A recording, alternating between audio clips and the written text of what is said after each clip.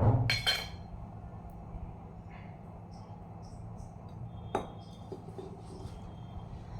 नमः शिवाय। श्री शिवाय नमस्तुभ्यं। श्री आदिशक्ति पार्वती माताए नमः। श्री विघ्नेश्वराय नमः। श्री लक्ष्मी नारायणे नमः। श्री सियारामे नमः। श्री रामदास हनुमाने नमः। श्री कृष्ण मनोहारिणी राधाजीए नमः। श्री श्याम सुंदरे नमः। श्री सरस्वती બ્રહ્માએ નમઃ। હે શિવજી, તમારી કૃપાથી હું આ શિવપુરાણ વાંચી રહી છું અને મારી મમ્મી, બેન અને તમામ શ્રોતા શિવપુરાણ સાંભળી રહ્યા છે। અમે બધા શિવપુરાણનું જ્ઞાન પ્રાપ્ત કરી શકીએ એટલી શક્તિ પ્રદાન કરજો અને શિવપુરાણનું તેજ સહી શકીએ એટલી ક્ષમતા પ્રદાન કરજો। હે વિઘ્નેશ્વર ગણપતિ બાપા, તમે શિવપુરાણના વંચનમાં આવતા તમામ વિઘ્ન હરજો। હે કૃષ્ણ મનોહારિણી રાધાજી, હે શ્યામ સુંદર, હે સિયારામજી, હે રામદાસ હનુમાનજી, તમે શિવપુરાણ સાંભળવા જરૂર પધારજો અને મારા હૃદયમાં સ્થાન ગ્રહણ કરજો। ઓમ નમઃ શિવાય। શ્રી શિવાય નમસ્તુભ્યમ। પ્રથમ સંહિતા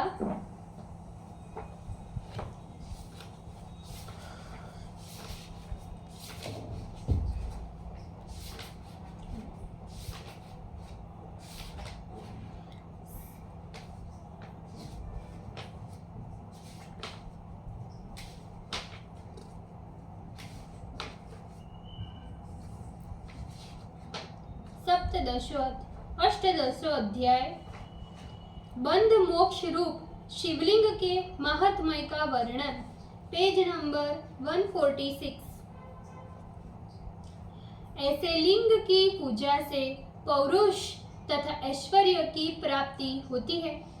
महात्माओं, ब्राह्मणों, राजाओं एवं महाधनिकों ने जिसे शिल्पी द्वारा बनवाकर मंत्र पूर्वक स्थापित किया हो उसे प्राकृत लिंग कहते हैं।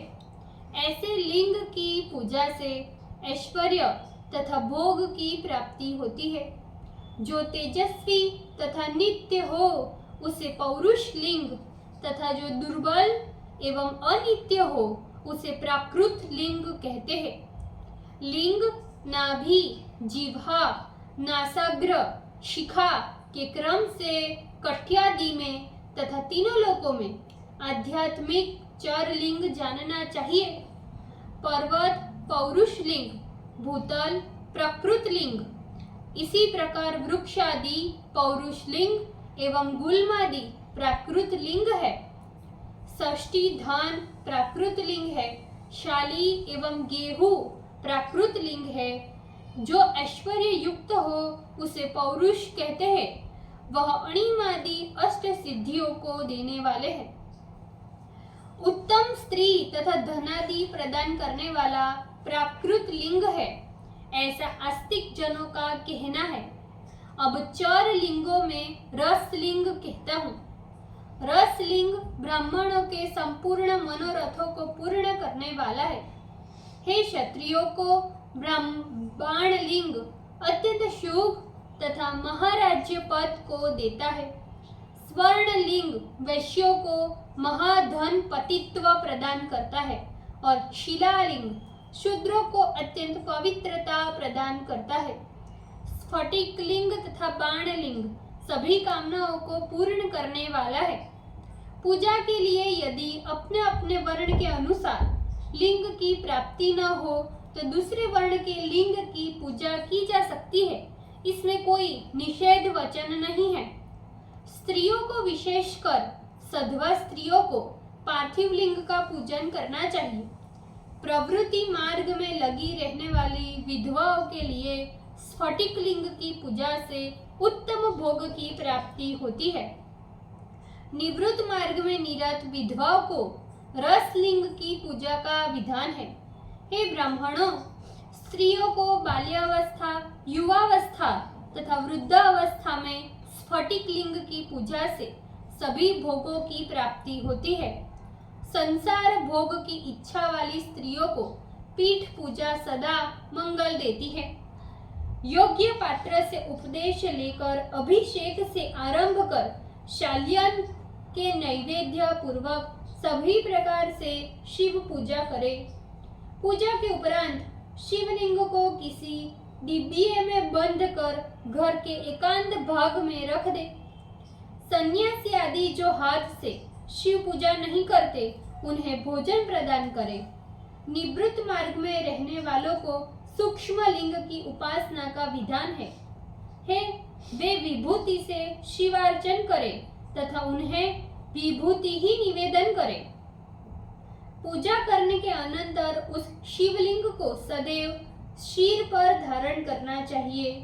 लौकिकाग्नि, वैदिकाग्नि तथा शिवाग्नि के भेद से विभूति के 3 भेद है। लौकिकाग्नि की विभूति द्रव्य शुद्धि के लिए ग्रहण करें। मृत्तिका, काष्ठ तथा लोहे की बनी हुई वस्तुएं, तिलादि धान्य एवं वस्त्रादि तथा पर्युषित द्रव्यों की शुद्धि इस लौकिकाग्नि से होती है। कुत्ते आदि से दूषित पदार्थों की शुद्धि भस्म से की जाती है।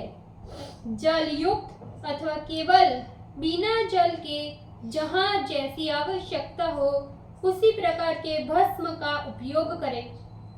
अग्निहोत्र में उत्पन्न हुआ भस्म वेदाग्निज भस्म है, उसे मस्तक में धारण करें। ग्राह्य पत्न्याग्नि में मंत्र एवं क्रिया से उत्पन्न भस्म वेदाग्निज भस्म कहा जाता है। उस भस्म के धारण करने से कर्म को अपनी आत्मा में आरोपित किया जाता है। अघोरेण इत्यादि मंत्रों से बेल की लकड़ी जलावे। शिव अग्नि का नामांतर है, अतः उसे जलाए गए भस्म को शिवाग्निज भस्म कहते हैं। कपिला गौ का गोबर अथवा केवल किसी गौ का गोबर, शमी, अश्वत्थ, पलाश, वट, अमलताश, बेल इनको शिवाग्नि से जलाए जाने के कारण शिवाग्निज भस्म कहते हैं। इस प्रकार निर्मित भस्म परम पवित्र भस्म है अथवा शिव परक मंत्रों का उच्चारण करते हुए दर्भाग्नि द्वारा काठ को जलाकर किए गए भस्म को वस्त्र से छानकर किसी घड़े में रखे। इस प्रकार के भस्म को शरीर की दीप्ति के लिए धारण करे तो वह मान्य तथा पूज्य होता है। पूर्व काल में सदाशिव ने भस्म का अर्थ इस प्रकार कहा है।